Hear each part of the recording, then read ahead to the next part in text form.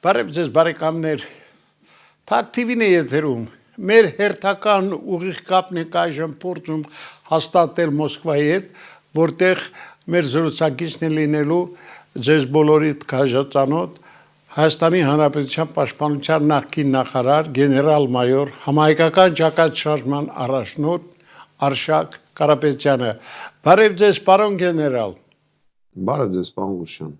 Դե որպես զինվորական մարդու իհարկե առաջի հարցը ուզում եմ այսպես ձևակերպենք։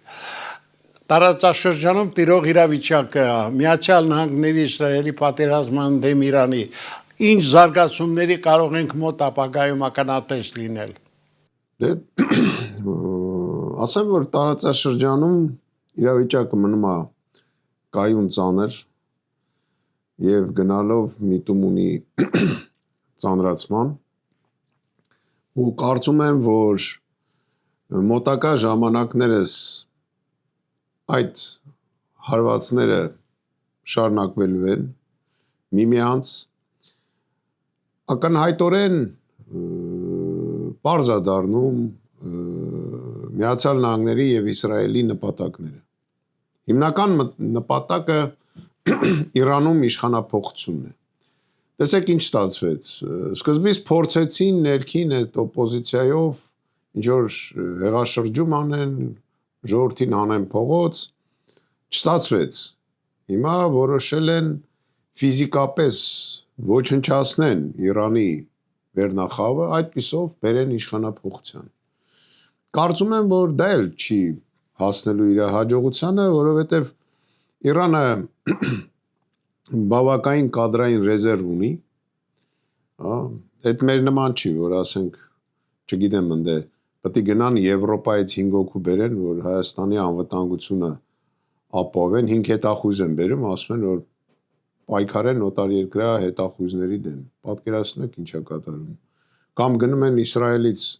մասնագետ են բերում, ասում են, թող մեր հոպը սարքի, իրանք այդ խնդիրը չունեն, չնայած ասեմ, մենք էլ չունենք, մենք էլ ունենք բավականին լավ մասնագետներ բոլոր ոլորտներում։ Ուղղակի իրանց մոտ համակարգ աշխատում։ Ամեն ղեկավար, ամեն համակարգ ունի իր կադրային ռեզերվը։ Եվ Իրանը այդ կադրային ռեզերվը բավականին լավ օգտագործում է։ Ամեն պաշտոնյայից հետո նախորոք դա պատերազմի ժամանակ, պատերազմից առաջ այդպես պլանավորման ձև կա, մենք էլ ենք անում գլխավոր շտաբում, կոչվում էր կադրային ռեզերվ, որ ասենք, եթե ինչ որ պաշտոնյա անձ ֆիզիկապես հրամանատար չէր կարողանում կատարել իր պարտականությունները այս անգամ պատճառով, անմիջապես կարար փոխվեր։ Սա էլ ինձ թվում է քիչ հավանական է, որ ստացվի։ Կարծում եմ, որ նորից իմ կարծիքը մնում է, որ Իրանը այդ վիճակից ավելի ուժեղ է դուրս գալու եւ խորհուրդ կտամ ոմանց մեր երկրում զգուշ մնալ արտասահմանցիներին մեր երկիր հրավիրելով, որովհետեւ եթե դա եղավ ամերիկացի կամ իսրայելի քաղաքացի, իմացեք, որ մենք դառնալու ենք անմիջապես թիրախ եւ ինչքանով է մեզ դա պետք, կամ այդ ամերիկացու կամ այդ իսրայելացու օգուտը արժի այդքան, որ մենք մեր հարաբերությունները փչացնենք Իրանի հետ։ Պարոն գեներալ, դե նախընտրական թույբույն ընթരാճ այսպես Փաշինյանը որոշել է ռեպրեսիաներ կիրառել սեփական ժողովրդի նկատմամբ եւ անգամ ամենասովորական մեկնաբանության համար կարող են նույնիսկ բազմազավակ մորը ձերբակալել, տանել կալանավայր, երեխաների աչքի առջև, չգիտես ինչի՞ չէ, սարսափում Փաշինյանը եւ ավելին այս ֆոնին էլ հայտնի է դառնում, որ նստավայրերում, այդ կալանավայրերում ավելի ճիշտ ավելի ու ավելի են լուրեր տարածում սպանությունների, ինքնասպանությունների մասին, սա ինչով կարող եք բացատրել։ Պարոն Ղուշյան, ինքը շատ քաջ հասկանում է, որ ապագա ընտրություններում ինքը ունենալու է մեծ խնդիրներ եւ հավանականությունը, որ ինքը կորցնի իշխանությունը բավականին մեծ է։ Ինքը ինչ արեց։ Առաջին փուլում մեկուսացրեց բոլոր այն օպոզիցիոներներին եւ բոլոր այն լիդերներին, այսպես հա, ասենք, որ կարողանա դաշտը մաքրի եւ շարունակում է այդ process-ը։ Օրենքներ անդունում, չգիտես, ընչեր անում, տարբեր օրենքներ, որ ինքը իրեն ապահովի, եկեք չմոռանանք այն օրենքը, որ եթե սահմանում սկսեց խնդիր, իշխանությունը կարա կայացած ընտրությունները չեղարկել։ Հիշում եք, այդպիսի օրենք կա։ Եվ կարծում եմ, որ այդ ամենը սարքած է նրա համար, որ ինքը պահպանի իշխանությունը, որտեղ ինքը հասկանում է մի բան, որ շատ մեծ խնդիրների առաջ է կանգնելու, եթե զրկվեց իշխանությունից։ Ինչ ասեմ, մեր երկրում այսօր ընտրությունների այսպես ձևավորված, այսպես համակարգը, ասենք, ով որ հայտարարել է մտնի ընտրություններ, ով որ ընտրությունների, ասենք, մասնակցելու մասին հայտարարել է, ճիշտ ասած, ես մի քիչ դժգոհ եմ մեր ընտրական դաշտից։ Կարամ ասեմ, Փաշինյանը հասավ այս պահին մի բանի, որ հիները մնացին,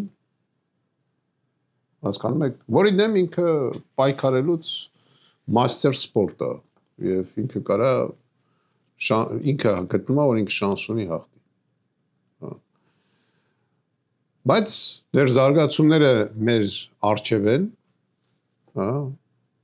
մենք մոտակա ժամանակս հայտարարելու ենք մեր մասնակցությունը ու ինձ թվում է դա իրենց համար բավականին նորություն է լինելու այն թիմը, որով մենք պատրաստվում ենք ներկայանանք։ Եվ ինչ վերաբերվում է այդ սպանություններին եւ այլ, ես կավելացնեի նարկոտիկների տարածումը, դպրոցներում տեղի ունեցող այդ իրավիճակները եւ այլ։ Ինչ ասեմ, ինքը Ադրբեջանի դեմ կզելա, մեր օթով ով ուզում է Ռուսիա ասած տուդա-սյուդա թռնում է, դարել է պրախադնոյ դվոր, սենց ասեմ, զբոսայգի է դարել մեր օթային տարածք։ Ինձ թվում է Ադրբեջանը եւ Թուրքիան պլանավորում են ցամաքային հարցերն լուծեն ու վերջանա գնա։ Ինքը երևի այդ դեմով, այդ ձևով մեր երկրի ղեկավարը կավարտի հանցագործության դեմ պայքարը։ Էլ Հայաստանի Հանրապետությունում երևի թե դրանից հետո սպանություններ չլինի, երբ որ ինքը ամեն ինչ հանձնի Ադրբեջանին։ Կդառնա Ադրբեջանի գլխացավանքը։ Ինքը դրան է հետում։ Այո, շատ հետաքրքիր, այսպես ասած, մտորումների տեղիք են տալիս ձեր ասածները։ Տեսեք, Փաշինյանը վերջի մեկ ամսում 5 անգամ անց է կացրել անվտանգության խորհրդի նիստ, քննարկվել են տիրող իրավիճակը տարածաշրջանում։ Կարող ենք ասել, որ Հայաստանը պատրաստ է հատկապես այս վերջին զարգացումներով պայմանավորված մարտահրավերներին։ Ես ճիշտ ասած մի քիչ այսպես տեղեկացված եմ այդ անվտանգության խորհրդի նիստերից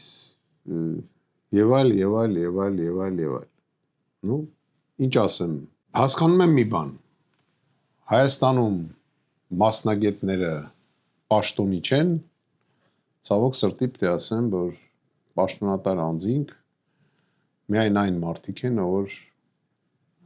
երդվում է Փաշինյանի արևով։ Ուրիշ ոչ մի բան դրան չեմ ասի։ 5 նիստ են անցկացրել, բայց ոչ մի որոշում չեն կայացրել։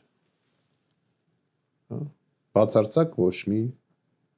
որոշում չկա։ Ընդամենը եղել է ախպերներով հավաքվել բազար են արել։ Ուրիշ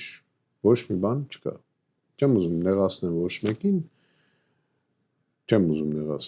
բայց իրականությունը դա է։ Որոշման ոչ մի տարբերակ չկա։ Եվ մի բան է խոսացել է ամենաշատը, այն մարդը, ով ազգային անվտանգությունից ամենաքիչն է հասկանում։ Բայց չեմ ուզում վնաս հասցնեմ նույնիսկ այդ անվտանգության համակարգին, դրա համար բովանդակության մասին եկեք չխոսենք։ Երևի իմ ասելուց հետո, որ այդ հիշում եք մի անգամ ասեցի անցած հաղորդման ժամանակ, ասի պատերազմը շաբաթ օրը սկսել է, ինքը միջև պերաշկի մեկ է կուկուրուզ չկերավ, նոր երկու շաբթի օրվա երկրորդ կեսին իմ ելույթից հետո նոր ազգային անվտանգության նիստ տարեց։ Ինքներդ եզրակացություն արեք։ Իրանք ունակ են ապահովել մեր քաղաքացու անվտանգությունը։ Ոչ, քիչ առաջ ասեցիք։ Ազգային անվտանգության հարցը այդ թվում ներքին անվտանգության խնդիրներն է։ Ազգային անվտանգության հարցը այդ թվում քաղաքական հետապնդումները, որ ինքը անում է։ Հասկանում եք։ Ազգային անվտանգության հարցը այդ ամեն ինչ վերաբերում է արտաքին աշխարհին չթվարկեմ։ Թող ասի, որ մասով է ինքը մասնագիտացված, որ ամենաշատն է խոսում այդ նիստի ժամանակ։ Պարոն Կարապետյան, վիճակագրական կոմիտեից հայտնի դարձավ, որ Հայաստանում Թուրքիայի քաղաքացիների անունով 60 միավոր անշարժ գույք է գրանցված։ Նաև լուրեր կան այն մասին, որ Հայաստանի օդային տարածքը տրամադրվել է ադրբեջանական ավիաուղիներին եւ նրանք կատարում են Անկարա, Բաքու, Բաքվից էլ Արժիր ռեյսները եւ ինչն է հետաքրքիր, ինչպես նշվում է Հայաստանի արտաքին գործերի նախարարության կողմից այս բեռնատար օդանավերը սպասարկում են Ադրբեջանի ռազմական, այսպես բեռնատեղափոխումների առաջադրանքները, առավել ճիշտ այդ նպատակով են իրականացվում։ Մեր այդ նույն աղբյուրները հայտնում են, որ ԱԳՆ-ն հայտնում է, որ դրանք դիվանագիտական նպատակներով իրականացվող թռիչքներ են։ Այս մասին ինչ կարող եք ասել։ Աղուշյան, դե ասացի։ Շատ լավ ասացի։ Մեր օդային տարածքը դառել է զբոսայգի։ Մեր երկրի ղեկավարությունը գնում է Եվրոպայի դեմ անենց է կզում, որ ոնց ասեմ քեզ, նույնիսկ ամոթ է։ Ամոթ է։ Մենք այսօր մեր արտաքին քաղաքականությունը հիշեցնում է մի անբարոյական կնոջ, որ ընկել է տղամարդկանց հետևից, որ իրանց հետ մտնի ինչ-որ հարաբերությունների մեջ։ Հասկանում եք, ահավոր բան է։ Ահավոր բան։ Եվ շատ զայրացած եմ այդ Ալիևի այդ բանի համար, որ մենք հայերին չենք էլ հարցնում, ոնց ուզենք, նենց ուզենք թռնում ենք իրանց օդային տարածքով։ Դուք հասկանում եք դա ինչ ապտակ է։ Ես ճիշտ ասած կարող է ասենք մեր հասարակ շատ հարգարժան քաղաքացին, ասենք գյուղացին եւ այլ, ինչ որ իր գործով զբաղված լինի, ինչ որ տենց բան չլինի։ Բայց քաղաքական էլիտան է երկիրը պաշտպանում, կազմակերպում է այդ պաշտպանությունը։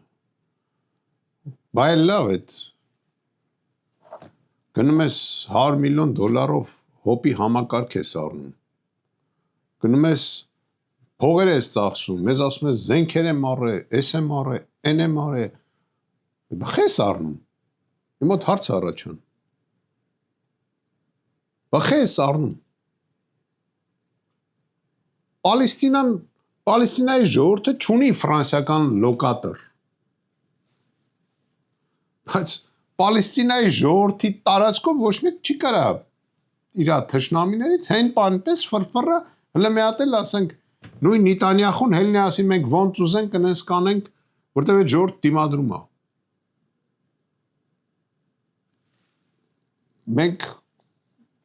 ըստ մեր երկրի ղեկավարի առել ենք ժամանակակից ձեռքեր, ես հեսա ցույց կտամ այդ ձեռքերը, առաջարկում տարդիր թանգարանում, հրապարակի վրա ընդ մեր լավ թանգարան ունենք, չէ՞, այդ սովետական միության ժամանակ այդ հեղափոխության այդ հիշում եք այդ Մաքսիմ պուլեմյոտը բանը դե դրած էր։ Թող տանի դրանք էլ դնին, դե թանկ փող տանք նայենք։ Առել է ինչ անի։ Եթե որոշում չես կայացնելու, ինչես գնում պետության փողերը ծախսում։ Զարմացած եմ։ Եկեք ասում եմ, եկեք հրապարակին տնենք, մի հատ, չգիտեմ, հրթիռային համակարգ կամ մի հատ անօթաչու թռչող սարք տնենք, բերենք կողքնել ամեն օր ծաղիկներ դնենք։ Ու ուրախանանք, ասենք, տեսեք ունենք։ Այն գիտեք մի հատ sense անեկդոտ կա, ասում եմ ֆրանսիացին ունի կին եւ ունի սիրած, սիրում է սիրածին։ Ասում է եվրեյը ունի կին եւ ունի սիրուհի, սիրում է մամային։ Ասում է հայը ունի կին եւ ունի սիրուհի, սիրում է ունենալ։ Հասկանում եք։ Այ Այո։ Տեսեք, քպական նեղախբյուրներից հայտնում են, որ իրականում քպականները առաջիկա ընտրություններից առաջ գտնվում են շատ տխուր իրավիճակում։ Չնայած դրան Փաշինյանը շարունակում է մնալ անդրդվելի եւ ասում է, որ ավելի քան հավատում է իրենց առաջիկա հաղթանակին եւ վստահ է, որ իրենք անպայման հաղթելու են այդ ընտրություններում։ Ինչու եք բացատրում նրա այդ վստահությունը։ Պարոն ես ոնց որ մասամբ այդ հարցին պատասխանեցի, ինքը շանս չունի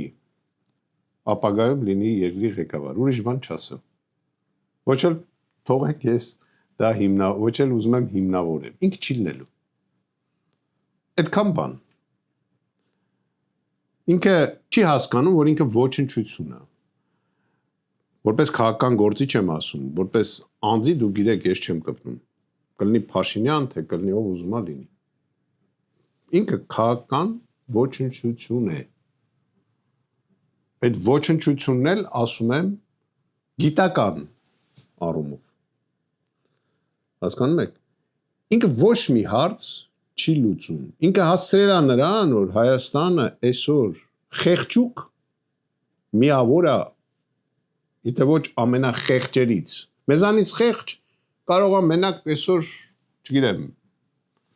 չեմ ուզում նեղացնեմ, բայց կարող է Կուբայի ժողովուրդը լինի։ Այ մենք այդ վիճակում ենք։ Ուղղակի մենք չենք հասկանում, մենք գնում ենք խանութ, տենում ենք, ասենք, ուտելիքը կա, մենք տենում ենք լույսը կա, մենք տենում ենք այսինչը կա, այսինչ կա, մեզ թվում է, թե մենք այսպես մի հատ վիրտուալ աշխարհում ենք ապրում։ Մենք մեզ համար Facebook ենք սարքել երկիրը։ Հասկանում եք,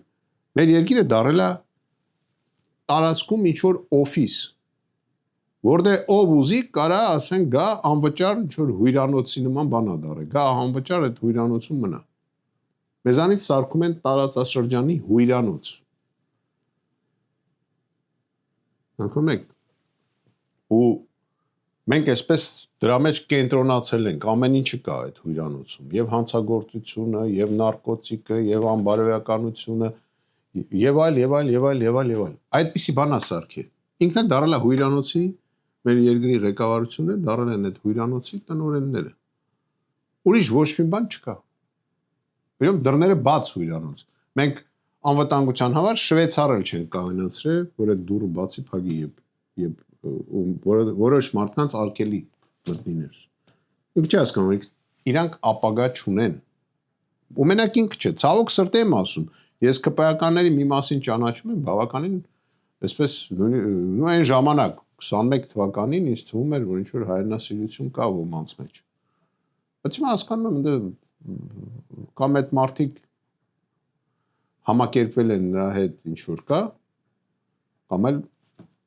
ինչ ասեմ, դե մի կուսակցության անուն ես միշտ ասել եմ, որ K տառից սկսի, մեր վիճակն էլ K պետք է լինի դա։ Ուրիշ բան չկա։ Շնորհակալություն, պարոն Ղուշյան։ Լավ եղեք։ Դուխները պետքա տեղը պահեն, դու գիտեք, ես ինչ ասել եմ եղել է, ու հիշում եք, մեր երկերից մեկի մեջ կար մեր նախկին սպարապետի Վազգեն Սարգսյանի խոսքերը, ասում է, այս դարը մերն անում, Ժորջան, դարը նոր է սկսել, դարվա սկզբին հայերը, բոլոր դարերը, ես որ հետ եմ գնում, բոլոր դարերի ժամանակ դարվա սկզբին մենք խնդիր ենք ունեցել։ Անցած դարվա սկզբին գենոցիդ է եղել։ Դրանից առաջ 19-րդ դարում էլի խնդիրներ է եղել ռուս-թուրքական պատերազմներ են եղել այս տարածքներում եւ այլ եւ այլ եւ այլ։ Դրանից առաջ դարվա սկզբին էլի խնդիր է եղել։ 21-րդ դարում էլ մենք դարվա սկզբին խնդիրներ ունեցանք, հա,